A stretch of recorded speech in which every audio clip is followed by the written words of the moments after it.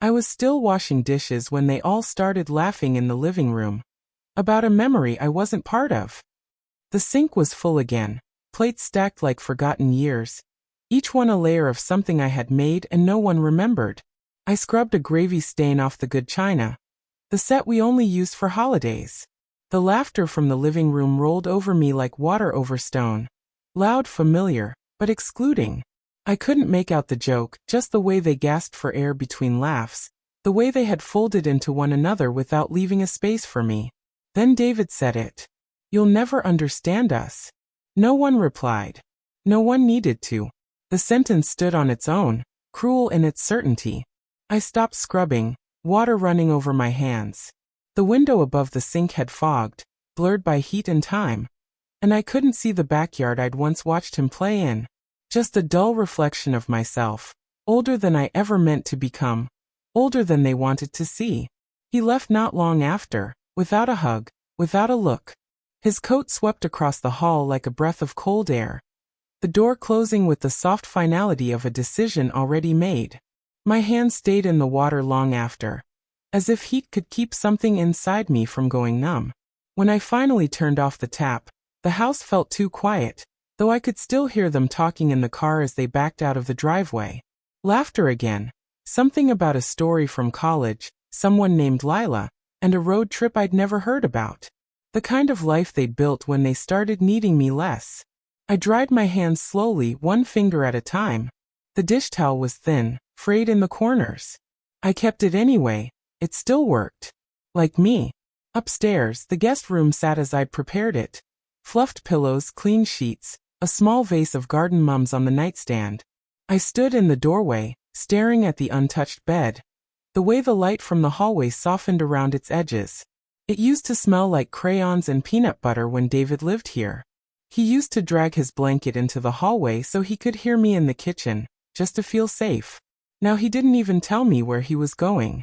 I sat on the edge of the bed and ran my hand across the duvet. There was a heaviness in my chest. Not dramatic, not even sharp.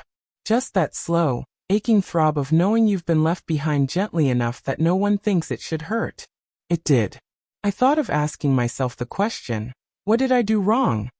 But I'd already asked it 100 times in smaller ways. When David stopped calling every week. When my birthday card came and signed love. When he brought his wife the first time, and she looked around my home like it was a museum of cluttered sentiment. Still, I made the pies. I pressed the linen napkins. I cooked the dishes that reminded them of childhood, sweet potatoes with burnt marshmallows, cranberry sauce no one touched. I stood in the kitchen all day, my hands busy, my heart hopeful, like if I performed love well enough, it might be returned. Instead, I was background noise. The dishwasher hummed downstairs, mechanical and indifferent. I sat with the sound for a while, then stood up and walked slowly down the hall. My knees ached, as they always did after standing too long.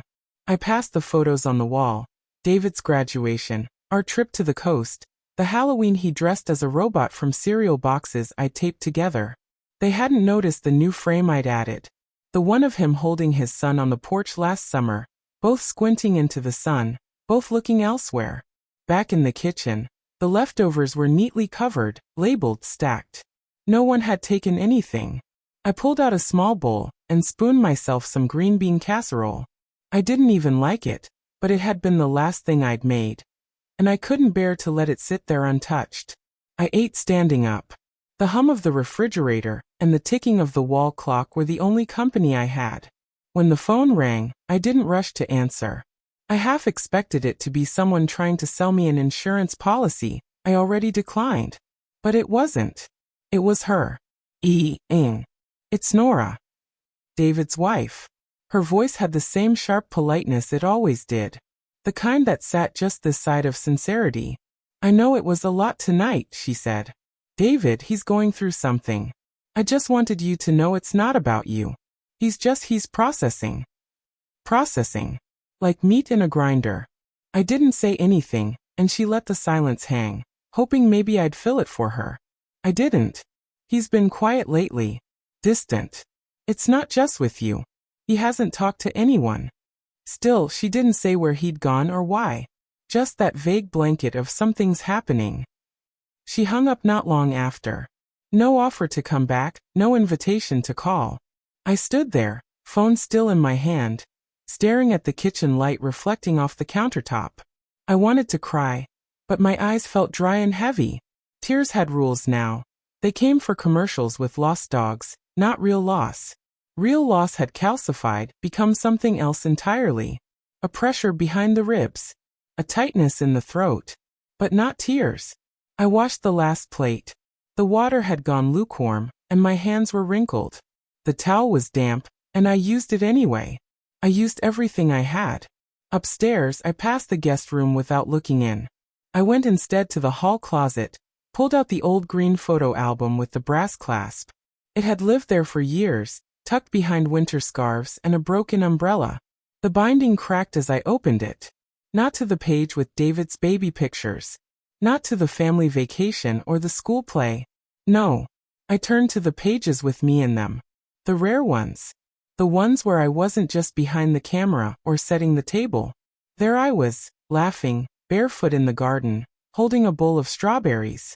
Hair tied back, face smudged with dirt and happiness. I looked alive. Whole. Before mother became the only name I answered to. Before the love I gave became expectation. Before they stopped seeing me as a person with a story and started seeing me as a support beam in their own. The photo stuck slightly to the page as I touched it. The corners were curled, the color faded, but I could still see her. Me.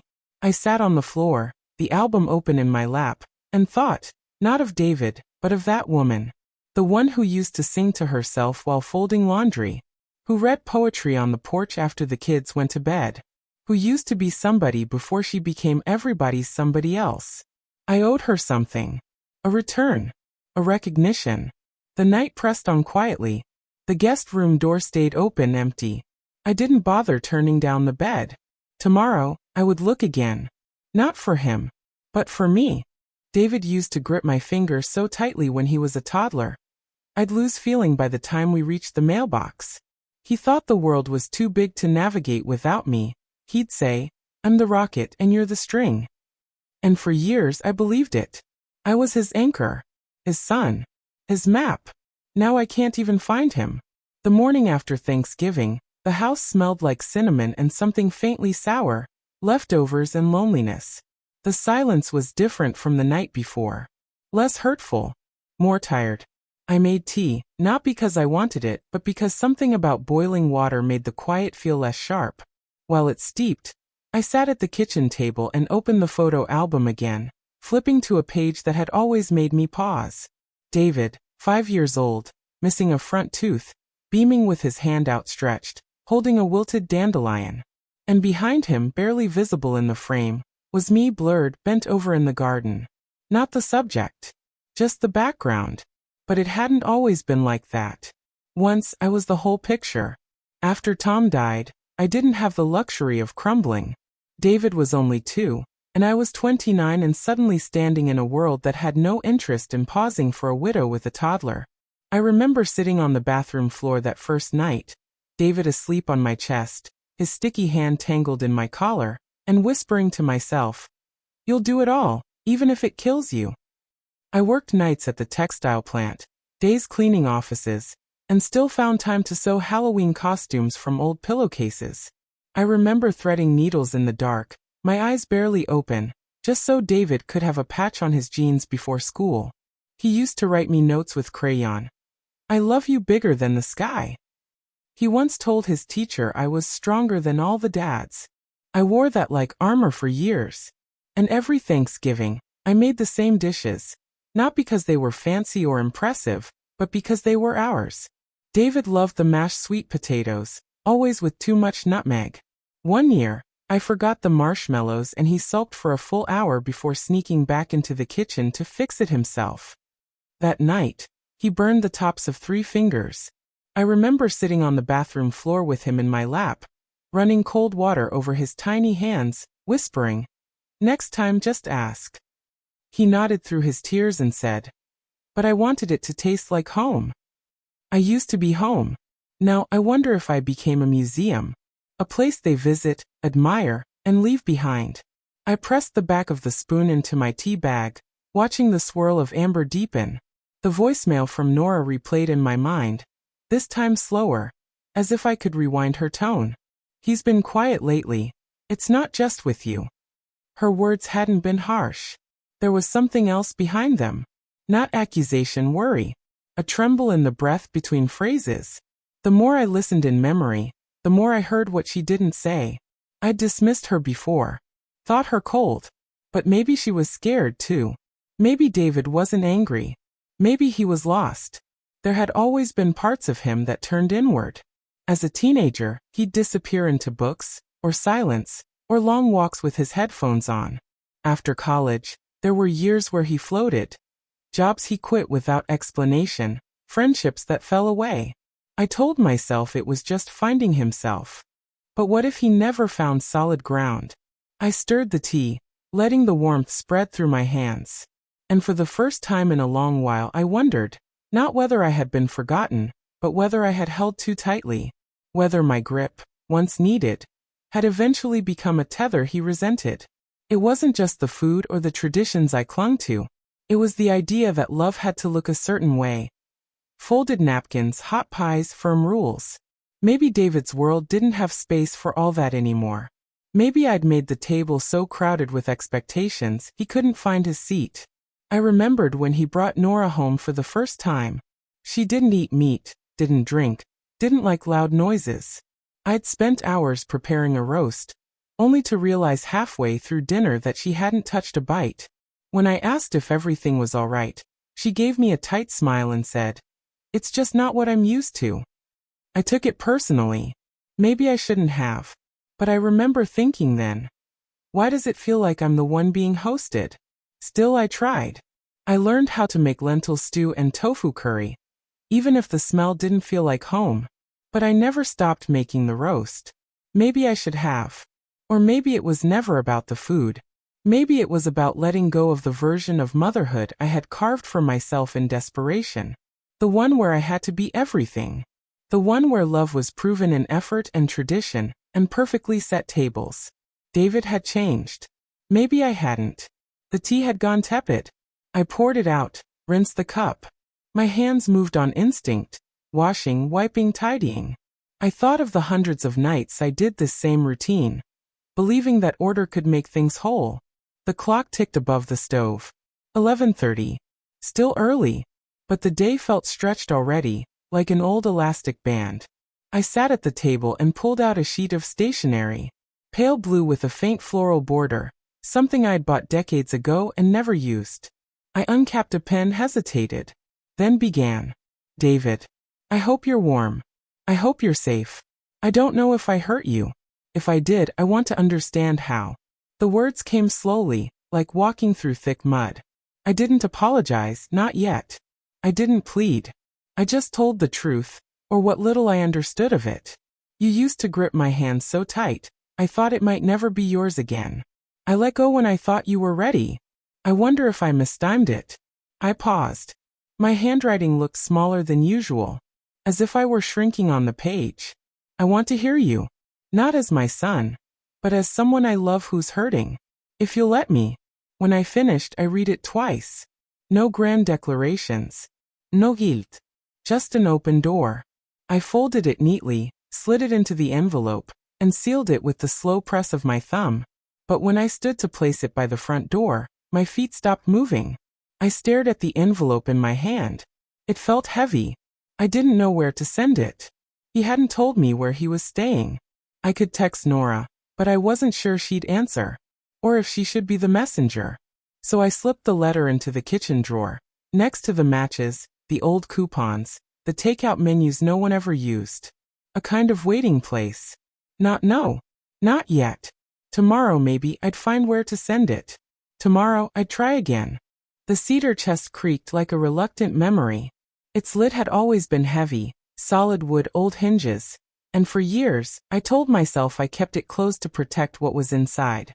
But maybe it was to protect myself, because every time I reached for it, I felt the whisper. Are you ready to remember who you used to be? This morning I was. Or I told myself I was. I pulled the chest into the center of the guest room. brushing aside the pale layer of dust that had settled into its grooves like fine ash. The scent hit me immediately: old paper, lavender sachets long since faded, and something warmer, like time pressed into cloth. Inside were the fragments of a life I'd carefully preserved, some with intention, others purely by instinct. A pressed flower from my wedding bouquet, a baby sock with a stubborn stain, a lock of David's hair from his first haircut, tied with blue thread. My fingers trembled as I picked it up, not because it was delicate, but because it reminded me how once he was small enough to need my arms. I found a folder marked David's School. Yellowed report cards, crayon drawings, a spelling bee certificate with a crooked gold sticker. Beneath it, tucked in a wrinkled envelope, was a note in his handwriting. "I'm sorry I said I hated you. I didn't. I just wanted to stay out late." I remembered that night vividly now. He was 16, furious that I wouldn't let him drive to the lake with friends. I had shouted. He had slammed his bedroom door so hard it rattled the frame. That note had been slid under my door the next morning. And though I'd saved it, I don't think I ever told him how much it meant. Back then everything felt so loud. His moods, my worry, the house itself. I thought holding the line was love. That boundaries were a way to teach responsibility. But maybe what I taught instead was restraint. That feelings should be folded small and hidden in envelopes. I traced the edge of his scrawled name with my thumb. That boy had needed freedom. I gave him rules. That man now needed space. I offered memories. Beneath the folder was a thinner envelope, yellowed with time and addressed in my late husband's careful print. To Ellen, if anything ever happens. I had read it once, years ago, the night after his funeral, and never again. But now I unfolded it with steady hands. My love, if you're reading this, then I didn't make it home. I'm sorry for that. I'm sorry to leave you with all of it, David, the bills, the weight. But I know you'll carry it like you always do. Gently, fiercely. Please don't let him forget who we are. Remind him we come from grit and kindness. Let him be his own man. But don't let him drift so far he forgets how to come back. And you, don't forget yourself. You're more than the glue. You're the pages, the spine, the whole damn book. Love. Tom. I closed my eyes. That line had gutted me the first time. It still did. Had I reminded David who we were, or had I used memory as a rope to keep him tethered?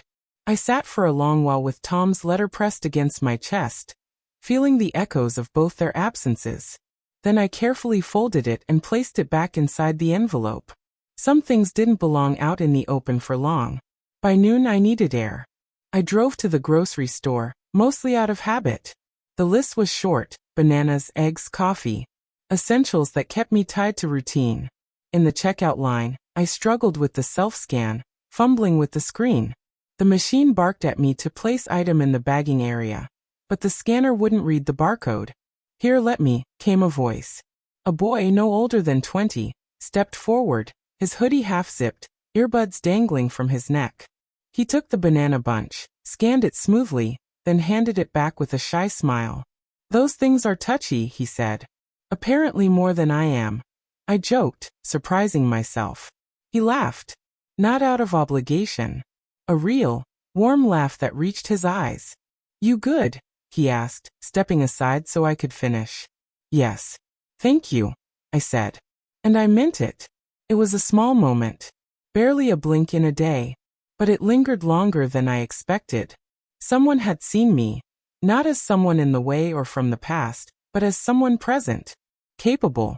Worth helping. I paid, gathered my bag, and turned to thank him again. But he was already gone, swallowed by the crowd. Still, I smiled all the way to the car. Later that week, I attended a support group I'd been avoiding for months. It met every Wednesday at the community center. Parents in transition, the flyer said. I'd dismissed it as too soft, too exposing. But today, I needed to be in a room where someone else might understand the hollow sound of a door closing after a child walks away. There were 5 of us. 4 women and 1 man, all past 60. We sat in a circle of folding chairs beneath the humming of fluorescent lights. No introductions were required. The first woman, her voice barely louder than the clock ticking on the wall, said, My son told me I was too heavy to be around. She didn't mean her weight. And we all knew it. Another woman, Jane, spoke next. My daughter got married without telling me. I found out on Facebook. Each story was a different kind of ache, but the rhythm was familiar. A love poured out like cement, hardened over time into a wall too thick to climb. We had all loved too hard, too long, and in ways no one asked for. When it was my turn, I didn't share details. Just said, my son stopped calling. I think I confused presence with closeness. Jane nodded, eyes wet. We all do. By the end, no one had answers. But we left with shoulders slightly less heavy, as if naming the hurt made it easier to carry. That night, I returned home and sat at the kitchen table, turning over a memory I hadn't touched in years. David was 10, sitting cross-legged in the living room with Tom's old records scattered around him. He was reading the liner notes like scripture, asking what each lyric meant. Tom told him, stories don't have to be neat. They just have to be honest. David had nodded, serious as a scholar. Even the sad parts? Especially those, Tom had said. Now, the sad parts were all that remained between us. I stood to pour myself some water, the floor creaking underfoot like a familiar sigh. On the table sat the same blue stationery from the day before. The letter still tucked in the drawer unsent. Before I could reach for it, my phone buzzed. One new email from Nora. I stared at the screen. My pulse jumped, not fear, exactly, but bracing. The way you hold your breath before opening a door you forgot was locked. I tapped the message. And read. The email was short. 5 lines. No greeting, no signature. David is taking time to process. He's not ready to talk yet. We appreciate your concern, but he needs space. Please respect that. Nora. I read it once. Then again. Then again. Each time, the words sounded colder. My fingers hovered over the keyboard, aching to reply. I'm not intruding, I'm reaching out. I'm not the danger, I'm the one who kept him safe when he had nightmares at 5 and wet socks in February. But I didn't type anything. I just stared at the screen, the cursor blinking at the end of her sentence like a silent dare. My hand trembled as I closed the laptop. The silence in the kitchen thickened, and I gripped the edge of the table until the wood bit into my palms. Taking time to process. It was the kind of language therapists and books used. Phrases that sounded responsible and distant, like someone rearranging boxes in their head. But David had always struggled with emotional weight. He didn't process, he carried things until they broke him. And when they did, he didn't cry out. He withdrew. Quietly. Like he'd done as a boy. I remember one stormy night when he was 9. Lightning cracked the sky, and I found him under the bed, arms wrapped tight around his knees. His lips were moving, fast and soft. I thought he was praying. He looked up at me and whispered, I thought you died. That was his greatest fear back then, that I would disappear, just like his father. I had held him for an hour, rocking gently, whispering, I'm not going anywhere. And I didn't. Not then. But now he was the one disappearing. And I didn't know what to whisper to an empty room. Outside, wind tapped at the window panes, though the sky was clear. I opened the back door for air. The garden was still. A few fallen leaves, the distant hum of a lawnmower. That's when I heard a knock at the front. It startled me. No one knocked these days. People called or texted, and those who didn't usually came with clipboards and offers to fix roofs I didn't ask about. I opened the door to find a boy, 16, maybe 17, with a mop of dark hair and a hoodie that looked too big for him. He shifted awkwardly on his feet. Hi, he mumbled. I'm Josh. Mrs. Parker's grandson. Next door. I blinked, processing the boy's face. I remembered him vaguely from summers past, skinny and quiet, usually trailing behind his grandmother like a lost thought. She said you make good food, he added quickly. Like real food, not microwave stuff. I raised an eyebrow. She did she? He nodded, hands in his pockets. I was just wondering if maybe you could teach me sometime. I stared at him for a moment longer, then stepped aside. Well, you're in luck. I've got ingredients. What can you cook? He shrugged. Toast. Then we'll start with eggs, I said, already walking toward the kitchen. You like cheese? His grin spread wide. Who doesn't? As we cooked, something stirred in me I hadn't felt in weeks. Purpose without pain. I watched him crack eggs with the delicacy of someone handling explosives. He spilled salt, apologized 3 times, and burned one side of the toast. But he listened. He asked questions. He laughed when I made a joke about omelets being the gateway drug to adulthood. I taught him how to whisk without splashing, how to tell when the pan is hot enough, how to flip with confidence. You're like a cooking ninja, he said, watching the eggs bubble. I smiled. I've had years of training. We sat at the kitchen table with our slightly overcooked eggs and crunchy toast. He chewed thoughtfully, then looked around at the old framed pictures and the ticking wall clock. It's quiet here, he said. It is, I replied. But it wasn't always. He didn't ask more. Just nodded like he understood that silence sometimes had a history. When he left, he thanked me twice and promised to return next week with flour, so we could try pancakes. I waved from the doorway, and for a moment, I felt the lightness of being needed without being complicated. The house was still again, but the stillness had shifted. Less like a wound, more like a pause. I walked into the dining room. The table was set with a used plate and an empty chair. I wiped the crumbs into my hand and placed the dishes in the sink, then paused. I returned to the dining room and reset the table. 2 plates, 2 forks, 2 napkins. One for me. One for, not David exactly. Just the idea of not being alone. I sat. Ate slowly. Imagined someone sitting across from me, listening, laughing. I wasn't trying to replace David. That wouldn't be possible. But I could stop holding my breath. I could still cook for someone. Still tell stories. Still be the kind of woman who opened the door when someone knocked. My son was taking space. But space didn't mean erasure. It meant I had room to remember, to feel, to live.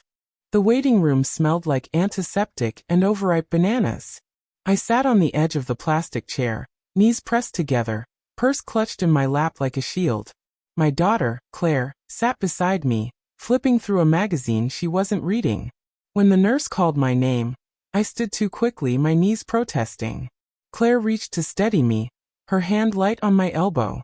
The doctor was young, polished, polite. He greeted me with a smile, then turned entirely toward Claire. So, what brings your mother in today? I opened my mouth to answer, but Claire had already begun. She's been having dizzy spells. Off and on. Maybe blood pressure. The doctor nodded, jotting something down. I cleared my throat. Loudly. I'm right here, I said. They both looked at me like I'd spoken out of turn. The doctor blinked. Of course, he said, still writing.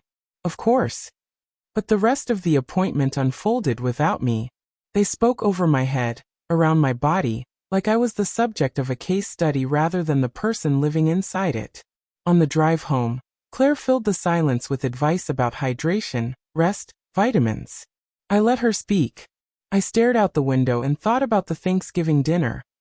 The way David had laughed at a story I wasn't part of. The way his voice grew softer as he looked at his wife for approval. People didn't stop loving you all at once. They just stopped seeing you. At home, I sat in my armchair and let the house settle around me. Dust danced in the slant of afternoon light. My hands rested on my knees, veins rising like road maps over thin skin. Once these hands signed petitions, held up signs, typed letters to editors. Once, these hands voted out a corrupt school board president, fought for updated textbooks, and negotiated a new arts program with no budget. I was not always this quiet. In 1987, I stood on the steps of City Hall with 3 other mothers demanding air conditioning in our children's classrooms. It was 92 degrees, and we held up fans and melting popsicles to make our point. The local paper called us the Ice Moms, and for a week, strangers honked in solidarity as they drove by. I gave speeches. I wrote op-eds. I made enemies. I made change. But change has a price. And eventually, you grow tired of standing in rooms where you have to shout just to be heard. So I folded myself smaller. And then smaller again. until people forgot I had ever been loud. Now, at 78, I find myself increasingly invisible. Not in the magical way young girls dream of. No freedom, no fantasy. Just the slow fading of voice, presence, worth. At the grocery store, the cashier calls me ma'am, and doesn't look me in the eye. At family dinners, I'm thanked for cooking but not asked about my day. When something hurts, I'm told it's just age. When I speak, people nod but rarely listen. I once read that elephants mourn their dead by gently touching their bones. They remember. They honor. Humans forget the living before the living even know they're fading. On Sunday, I went to church. Sat in the back as I always do. Father Ben was preaching about Jonah. About running away. About being swallowed by something larger than fear. After the service, I lingered.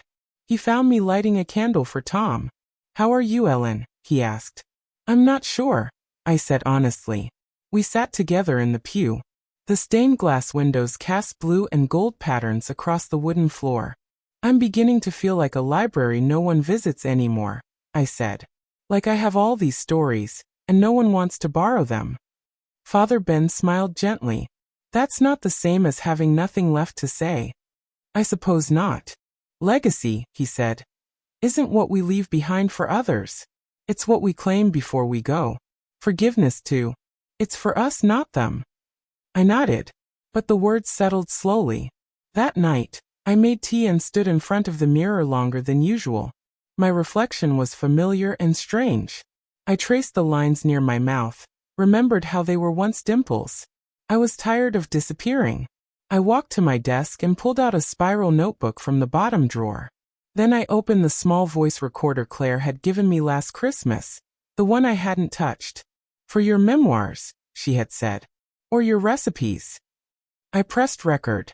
"My name is Ellen Marie Archer," I began, voice shaking.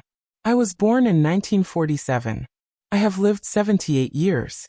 And I was never just someone's mother or wife or cook. I was something before them. I am something still." The words hung in the air. Raw. Unrehearsed. But mine. I didn't start with David. Or Tom. Or Loss. I started with myself. Because someone had to. And for the first time in weeks, I felt the shape of my own story returning. I started on a Tuesday morning. The rain hadn't stopped since dawn. It tapped the windows in soft rhythms, like fingers drumming to a memory. I sat at the kitchen table, the borrowed recorder in front of me and a fresh composition notebook open beside it, page clean and waiting. I stared at the red rec button for what felt like an hour. Then I pressed it. "My name is Ellen Marie Archer," I began, repeating the line I had practiced quietly for days. "I am 78 years old. I have one son, one daughter, one husband who never made it to 60. I paused. Not because I didn't know what came next, but because I finally had the freedom to say anything I wanted. And that kind of freedom feels like standing on the edge of a cliff with the wind daring you to jump. So I jumped. I loved him, Tom, with a kind of love that stayed quiet most of the time.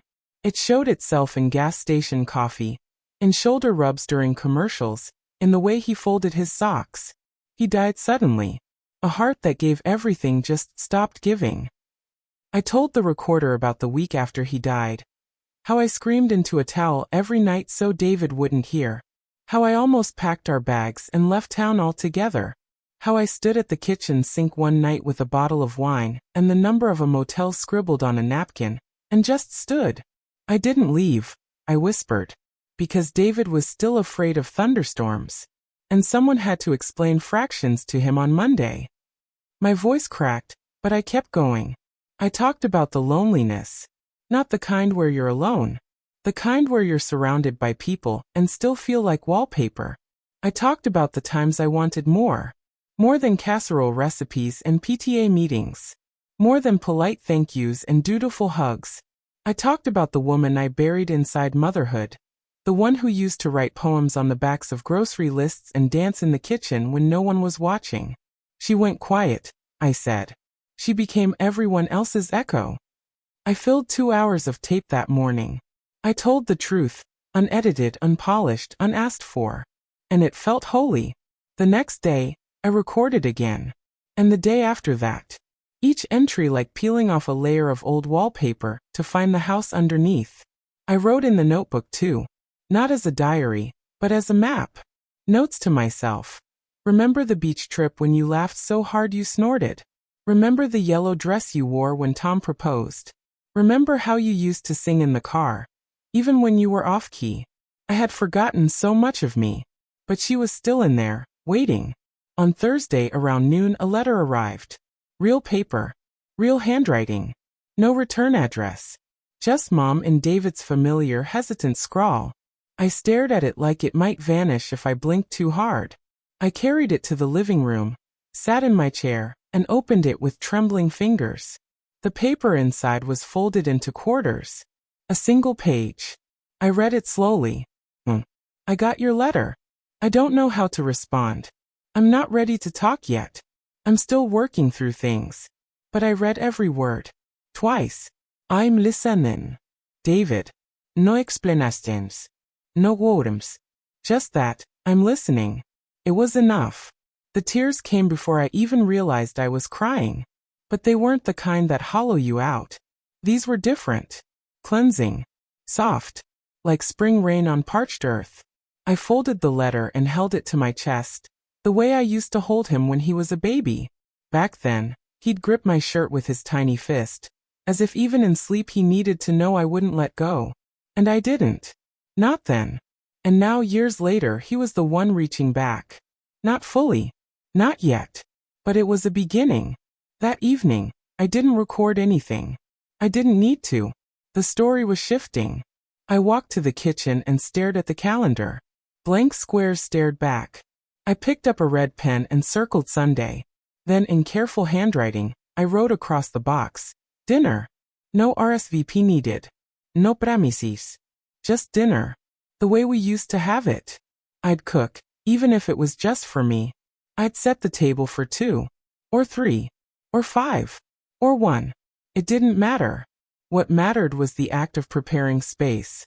Of hoping, not for answers, but for presence. The next day, I went to the market. Bought ingredients I hadn't used in months. Fresh thyme. A roast. Real butter. I even picked up a lemon tart from the bakery, because David once said it tasted like summer and secrets. At the checkout, the cashier smiled and said, "Planning something special?" "Yes," I said. I didn't elaborate.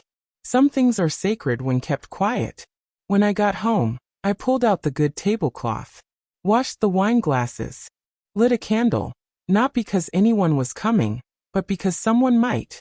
And that's what hope looks like, at 78. Not blind optimism, but soft readiness. Quiet courage. That night, I sat at my desk, opened a fresh page in the notebook, and wrote at the top, "If no one comes, I still matter." And for the first time in a very long time, I believed it. The house smelled like rosemary and garlic by 4 o'clock. I had started cooking early, not out of necessity, but to fill the air with something warm. Something alive. The roast was David's favorite. Seasoned just the way Tom used to do it, crisped around the edges, slow roasted with carrots and potatoes that would melt on the tongue. I chopped the herbs slowly, pressing each leaf between my fingers to release its fragrance. My hands knew the motions. They moved with the memory of holidays past, of laughter echoing down the hall, of David stealing rolls before dinner and blaming the cat. The dining table was already set. I'd taken the good silver out of its velvet-lined drawer and polished it until it caught the afternoon light. I folded the napkins with precision, placed the plates gently, like offerings. 3 seats, 1 for me, 1 for David, 1 in case Nora came too. I didn't expect it. Not really, but hope doesn't need confirmation. It only needs space. I even pulled out the old record player, the one with the scratch and side B of Kind of Blue. Tom loved that album. Said it was the sound of people saying what words never could. I dusted it off, lowered the needle, and let Miles Davis fill the house with melancholy brass and gentle rhythms. Then I waited. At 5 I lit a candle. At 5:15, I opened the wine. At 5:30, I told myself maybe they were late. Traffic. Something small and believable. At 6 I sat down. The roast sat perfectly in its platter, steam rising, scent rich and comforting. I served myself a modest portion. I didn't want to seem greedy to no one in particular. I ate slowly. I savored. With each bite, I thought of David at age 12, asking if he could help carve the turkey and then almost dropping the knife. Tom's booming laugh. Claire's eye rolls. The dog barking at the smell. The room had been so full once. Now only music and memory kept me company. But still I didn't cry. I didn't crumble. I had set the table not for them, but for hope. For the version of me that had something to offer. For the woman who still believed in rituals, even when no one else showed up. I poured a second glass of wine and whispered aloud, "I'm still here, Tom." The candle flickered in response. I'm still loving them, even in silence. I cleaned up slowly, wrapped leftovers, washed dishes, left the silver out one more night, just to admire it. By the time I settled into my chair with a blanket and a book I wouldn't really read, it was past 8. That's when the phone lit up.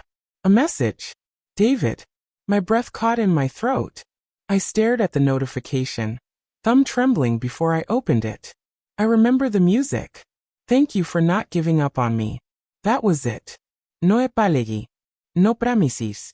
But it was enough. I read it twice. 3 times. And then I smiled. Not the kind you show to others. The kind that slips out of you like a secret you didn't know you were holding. He remembered.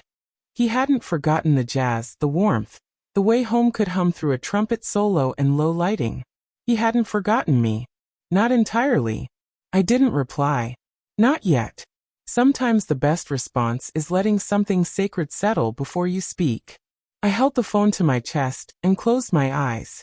The music still played in the background, needle skipping slightly at the scratch I always meant to fix but never did. It was a perfect imperfection. Like family. Like me. And in the quiet I felt full. Not because anyone had come, but because I had shown up, for myself. The folding chair creaked under me as I shifted, smoothing the paper in my lap for the 5th time. My name was scrawled in thick black marker on the sign-up sheet taped to the wall behind me. Ellen Archer, 4th to read. The community center's multipurpose room smelled faintly of cinnamon tea and linoleum. Dozens of plastic chairs were arranged in a loose semicircle, most filled with faces I didn't recognize. Students in hoodies, retired teachers, a young mother bouncing a toddler on her lap. The flyer had promised an evening of stories and connection. I wasn't sure if mine qualified as either. The organizer, a soft-spoken woman named Teresa, gave me a warm nod as she introduced me. And now we welcome Ellen, who's been with us a few weeks. She'll be sharing a piece of her life, one she says started at a dinner table. I stood slowly, feeling the press of my heart in my throat. The microphone wobbled on its stand as I adjusted it. I looked out at the audience and realized something both terrifying and freeing. No one here knew me. Not as David's mother. Not as Tom's widow. Not as the woman who always brought lemon bars to bake sales. Just me. My first Thanksgiving as a mother was held at a plastic table covered with a wrinkled bedsheet. I began, voice quivering slightly. The turkey was dry, the cranberry sauce came from a can, and my son, barely 3, cried halfway through the meal because he wanted toast. A few chuckles rippled through the room. I burned the sweet potatoes. I forgot to thaw the rolls. And I was so tired, bone-tired, that I nearly fell asleep during grace. My voice steadied as I continued. But it was the first holiday where I realized something. I wasn't making a perfect meal. I was building a ritual. A place he'd return to, if not in body, then in memory. I glanced around the room. Heads were tilted. Eyes were on me, listening. I lost my husband young. And I tried to fill that gap the only way I knew how. By holding everything together. With casseroles. With tradition. With silence. For years, I believed that if I could just keep the table full, no one would feel the emptiness. A hush had fallen over the room. But people grow. And sometimes they grow away from you. And that hurts more than anyone ever warns you. I folded the paper and let it rest against my chest. But I'm still setting the table. Even if only I sit at it. Because that matters too. I stepped back. Silence. Then applause. Soft at first, then rising. Not thunderous but warm. Real. I returned to my seat, hands shaking slightly. Teresa smiled at me with eyes that said I saw you. Afterward, a small line formed near the T station. A teenage girl with streaks of blue in her hair approached first. Your story, she said. It sounded like something my mom would never say out loud. Thank you. Next came a woman in her 20s, eyes glassy. You're the grandmother I wish I had. My family never talks like that. I smiled, touched and bewildered. I didn't know anyone wanted to hear it, I said. Well, she replied, we did. By the time I left, 3 people had asked if I'd ever consider coming back, to speak again, to maybe lead a little writing group. Even just cooking tips, one young man added. Your words made me hungry and sad at the same time. I laughed. A real one. Not just from the throat, but from somewhere deep. That night I couldn't sleep. Not from nerves. From energy. I'd spent so long dimming my light that I'd forgotten what it felt like to glow. The next week I returned. I brought a notebook and a few index cards with writing prompts. Half a dozen people gathered around a table, including Josh, the neighbor boy I'd taught to cook eggs. He sat beside a shy girl who barely looked up from her journal, but smiled whenever I spoke. We wrote for 15 minutes, then shared. Not everyone read aloud. That was fine. Just sitting at the table was enough. Afterward, I showed them how to make simple flatbread on a skillet. Most had never cooked from scratch before. One boy told me, mouthful, "This is better than anything I've ever had from a box." And so it became a ritual. Every Wednesday we wrote. We cooked. We laughed. I became something I hadn't been in years, a beginning. Not a relic. Not a reminder. A source. One night, after class, a girl named Alina lingered behind. She was 17, sharp-tongued, fiercely intelligent, and always wore oversized flannel shirts. I didn't think old people could be this cool, she said. I snorted. Neither did I. She looked at me with eyes too old for her age. Do you think, maybe you could teach me how to make that lemon tart? The one you mentioned? I nodded. Of course. She hesitated, then added, You remind me of someone I never had. The word sat between us, quiet and heavy and kind. I wanted to tell her she reminded me of someone too myself long ago, but I let the silence speak for us. As I left the center that night, a soft breeze brushed my cheek, and I felt more present in the world than I had in years. My phone buzzed in my bag. I pulled it out, expecting a reminder or weather alert. But it was a voicemail. From David. My chest tightened. His voice hesitant but clear. Mom. I was wondering if I could come by. Just to talk. If that's okay. I stood still on the sidewalk, the glow of the center's lights warming my back, the stars barely visible above. A yes formed on my lips. Not out loud. Just in my heart. But that was enough for now. It rained the day David came home. Not a thunderstorm, just a steady, rhythmic drizzle that tapped gently on the windows and made the world outside look softened, like someone had rubbed the sky with a damp cloth. I had been watching the driveway from the front room, pretending not to. The lamp beside me was on, but I hadn't opened my book. I just sat, hands resting on my lap, feeling the seconds stretch. His car pulled in at 2:07 p.m. He didn't rush to the door. Sat for a full minute behind the wheel before getting out. I saw his shoulders rise and fall as he stepped into the rain without an umbrella, head lowered, hands deep in his coat pockets. I opened the door before he could knock. Hi, he said. Hi, I answered. He looked older. Not in the way of wrinkles, but weight. His face was drawn tighter, like someone who'd been carrying too many unsaid things for too long. I stepped aside. Come in. He did. Quietly. His shoes left prints on the mat. In the kitchen, I offered him tea. He asked if I still had the lemon kind. I always do, I said. We sat at the table, the same one I'd set for him days ago. The candle had burned down by then, just a stub in its glass holder. He didn't say much at first. Just stirred his tea, eyes flicking to the window now, and then as if looking for something out there would make this easier. How's the weather been? He asked. I smiled. You're living 5 hours away. It's not that different. He chuckled, softly. Right. We talked about neutral things. His job, still in marketing though now freelance. His apartment, tiny but with a view. Nora, she was visiting her sister for the week. I asked nothing he didn't offer. It was enough to have him there, warm and breathing, sitting in the chair Tom used to claim every morning with the paper. After a pause, he looked down at his hands. I've been in therapy, he said, voice low. I nodded. That's good. He was quiet again. Then, I didn't leave because of you. Not really. I mean, yes, partly.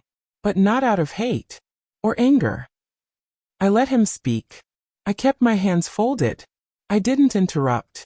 I think, he said slowly, I carried a lot of guilt. About Dad. About how I didn't ask how you were doing after he died. I just let you carry everything. And then when I grew up, I pushed you away because being near you reminded me of what I hadn't done. My throat tightened, but I stayed still. I didn't know how to be close to you without feeling like I'd failed you. So I stayed away. Told myself you were fine. That you didn't need me. He exhaled, as if emptying something long lodged in his chest. I guess I didn't realize that I needed you. A long silence followed. Not tense. Not broken. Just space finally made. I reached across the table, resting my fingers on his hand. He let them stay. We didn't say, I forgive you. We didn't say it's okay. But we said enough. After a while he looked up. His eyes were damp, but his mouth was steady. Can you show me how to make the bread again? The one with the cracked top and the butter you always left out too early. I stood slowly, my body remembering the rhythm. Of course. We moved to the counter. I pulled out the flour, the worn wooden spoon, the blue mixing bowl with the chip on the rim. I let him do the measuring. It's not about being exact, I said. It's about learning how the dough feels. He nodded, sleeves rolled up. His hands dusted in flour looked unfamiliar, but not wrong. We mixed in silence. The kind of silence that works like stitching, each quiet moment sewing something back together. Knead it like this, I said, guiding his hands. Not too hard. Let the dough tell you what it needs. He laughed. You always say that like bread is a person. It is. You just have to listen. We kneaded side by side, pushing and folding. The dough grew soft, elastic.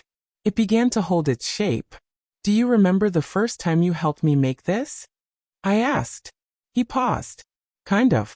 I think I ate half the raw dough when you weren't looking. You had a stomachache for 2 days, I said, smiling. He grinned. Worth it. We placed the dough in a bowl to rise. Covered it with a dish towel. Waited. The house smelled like yeast and rain and something older. Something closer to peace. Later, after we shaped the loaves and slid them into the oven, we sat again. He didn't ask for forgiveness. I didn't ask for anything else. We just sat. When the timer went off, he jumped slightly, then laughed at himself. I opened the oven. The warm air rushing over my face like an embrace. The bread was golden, the top perfectly cracked. Not bad, he said, peeking over my shoulder. Not bad at all. We each had a slice, warm with butter, standing at the counter like we used to. No ceremony. No speeches. Just bread. Before he left, he hugged me. Longer than expected. A quiet squeeze. I don't know how to fix everything, he said. You don't have to, I replied. He nodded. Okay. I watched him drive away. The rain had slowed to a drizzle. The sky beginning to lighten at the edges. That night, I sat at my desk one last time. I recorded a short entry. Today my son came home. Not forever. Not fully. But enough. And maybe that's all we ever really need. Not a perfect ending, just a soft return. I packed the recorder and notebook into a small box, wrapped in tissue, and labeled it. For whoever needs to know me someday. I placed it gently on the shelf. And then I turned off the light. Some mornings, the sun rises gently. No drama, no blinding brilliance. Just a soft seep of gold across the kitchen counter. I like those mornings best. The quiet ones. The ones that don't ask anything of you but your presence. Lately, That's all I offer the day. Myself. Not as a mother. Not as a widow. Not as the woman who always makes the roast just right. Just Ellen. It's strange how long it takes to come back to your name. David visits every other Sunday now. He never promises, but I've come to know the pattern. He shows up when the air is heavy with spring or when the leaves begin to change. He helps me with the garden sometimes. Makes me laugh with stories I'd never imagined him brave enough to tell. We speak better now. Not more but better. There's no need to fill every silence. Sometimes he just sits with me on the porch, passing the pitcher of iced tea back and forth, and that's enough. Once he asked, "Did you ever wish you had done something else with your life?" I didn't answer right away. I watched a bird hop across the lawn, wings twitching. "No," I said finally. "But I wish I hadn't disappeared inside it." He nodded. "I think I understand that now. We don't rehash the past. We've both made peace with the version of each other that was younger, messier, unfinished. Now we simply share the version that remains. And that's more than I ever expected." I still run the writing group at the community center. Some weeks it's 6 people. Some weeks it's 1. They come and go. But the table remains, and the stories keep arriving. Alina shows up early most weeks and brings me coffee. Always too sweet, always perfect. We've made every recipe in my old box now. She's learning how to cook with instinct, not fear.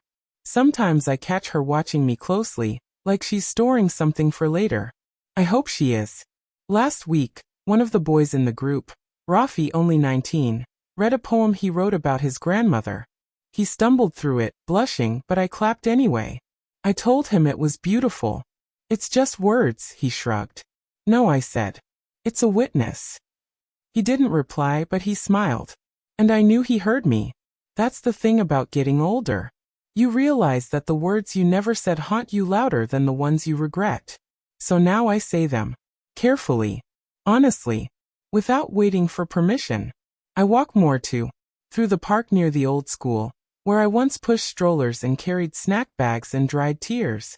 Now I walk with my hands in my pockets, not searching for anyone. Just watching. The families pass by, mothers with wide eyes, fathers with distracted gazes, children holding sticks like treasure. And I don't ache to be part of them anymore. Instead, I feel something else. Pride. Not for the lunches packed or the holidays hosted. Not for the birthdays remembered or the socks mended. But for what I kept. For the little flame that stayed lit inside me, even when the wind howled hardest. I'm proud of the girl who loved poetry. The woman who fought for school books. The mother who stood her ground. The widow who stayed upright. The grandmother who learned to say no. And yes, I am proud of the silences I've learned to fill with my own voice. I still keep the recorder on the shelf, though I haven't added anything new in a while. Some things are better left unsaid now. Not because they aren't worth telling, but because I've already given them air. I labeled the tapes carefully, one by one. Childhood. Tom. David. Becoming invisible. Finding myself again. Sometimes I wonder who will find them. If anyone will care to listen. But I know now, making the record matters, even if no one ever hears it. Because I heard it. Because I needed to. We spend so much of our lives giving things away. Time, care, pieces of ourselves. We hope the people we love will carry those pieces gently. Sometimes they don't. But healing doesn't always come from the ones who dropped us. Sometimes, healing is what we do when we pick up what's left. I have no great revelations. No final advice to wrap in a bow. But I have this. If no one sees you, speak louder. If no one listens, write it down. You are not invisible.